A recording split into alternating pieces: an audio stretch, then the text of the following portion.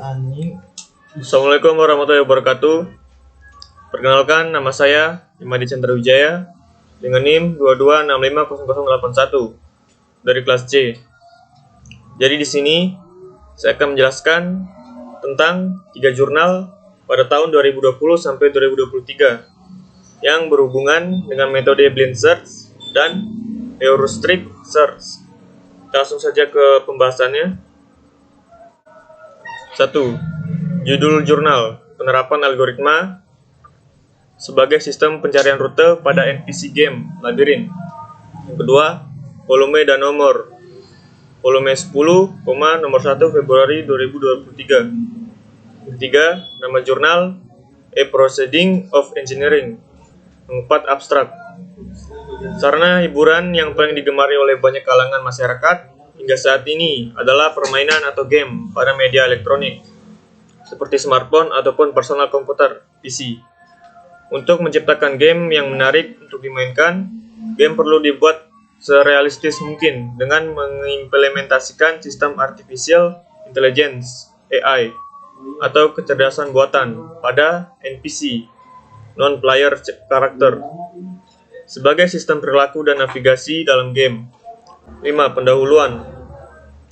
Permainan video merupakan sarana hiburan dalam media elektronik seperti personal komputer atau PC ataupun smartphone yang dibuat semenarik mungkin demi memenuhi kepuasan para pemainnya. 6. Metodologi. Studi pustaka, pengumpulan dan pemahaman literatur, beberapa buku, referensi, artikel, jurnal ilmiah, dan sumber lain. Pemodelan sistem. Berdasarkan studi pustaka, dibuat perancangan aplikasi yang sesuai dengan kondisi yang diinginkan. Implementasi perangkat membangun produk yang akan dibuat dan meneliti bagaimana hasil yang didapatkan. 7. Hasil pembahasan. Dapat dilihat pada tabel 4.1 berikut. Berdasarkan hasil pengujian alfa yang telah didapatkan dari tabel di atas, dapat dihitung akurasi keberhasilan pengujian black box dengan persamaan 3 sebagai berikut. Hasil pengujian sama dengan jumlah pengujian berhasil bagi total pengujian kali 100%, sama dengan 10 bagi 10 kali 100, sama dengan 100%.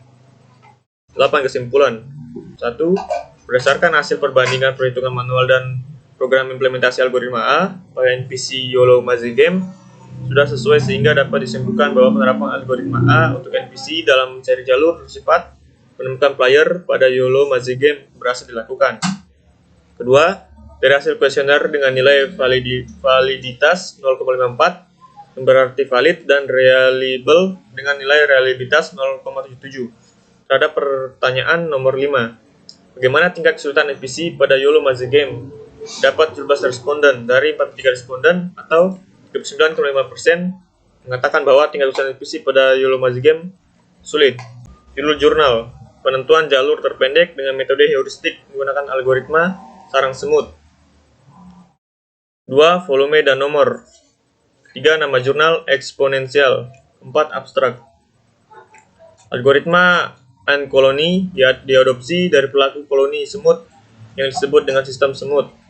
Koloni semut secara alami mampu menemukan rute terpendek dalam perjalanannya dari sarang ke tempat sumber makanan. 5. Pendahuluan. Dalam pencarian jalur terpendek terdapat 2 metode, yaitu metode konvensional dan metode heuristik. Metode konvensional lebih mudah dipahami daripada metode heuristik, tapi jika dibandingkan, hasil metode heuristik lebih bervariasi dan waktu yang diperlukan sangat lebih singkat. Metode heuristik terdiri dari berbagai macam metode. Salah satunya adalah algoritma sarang semut, ant colony. 6. Metodologi. A. Metode konvensional. Metode konvensional adalah metode yang menggunakan perhitungan matematika, eksak atau biasa. B. Metode heuristik. Metode heuristik adalah suatu metode yang menggunakan sistem pendekatan dalam melakukan pencarian dalam optimasi. 7. Hasil dan pembahasan. Dapat kita lihat pada gambar 1, tabel 1 dan tabel 3. Kita lanjut. 6. Kesimpulan. Berdasarkan hasil analisis dan pembahasan, maka diperoleh beberapa kesimpulan sebagai berikut. Penelitian ini menggunakan nilai A sama dengan 0,1,2,3, B sama dengan 1,2,3,4,5,6,7,8,9,10, 11,12, dan P 0,05, 0,35, 065, 095. Berdasarkan hasil pencarian jalur terpendek, jarak jalan Kota Samarinda dimulai dari Jalan Samarayadi sampai Jalan DI Panjaitan. Terdapat 27 jalan utama dan 14 jalur yang digunakan. Pada penelitian ini, yang mana jalur terpanjang terdapat pada titik 5-9 dengan panjang jalur sebesar 5.066 km dan jalur terpendek terdapat pada titik 6-7 dengan panjang jalur sebesar 921 km. Hasil rute terpendek adalah 1-2, 6, 7, 9, 10 atau dapat diuraikan sesuai nama jalannya, yaitu Jalan P. Antasari, Jalan Insinyur Haji Juanda, Jalan Letjen R. Suprapto, Jalan Majen S. Parman, Jalan Ahmad Yani, Jalan DI Panjaitan dengan panjang jalur adalah 8.307 km. Judul jurnal, penerapan heuristik pada algoritma ASTAR untuk mengoptimalkan penelusuran lokasi di satu kawasan. 2. Volume dan nomor. Volume 12, nomor 2, September 2022. Yang ketiga, nama jurnal.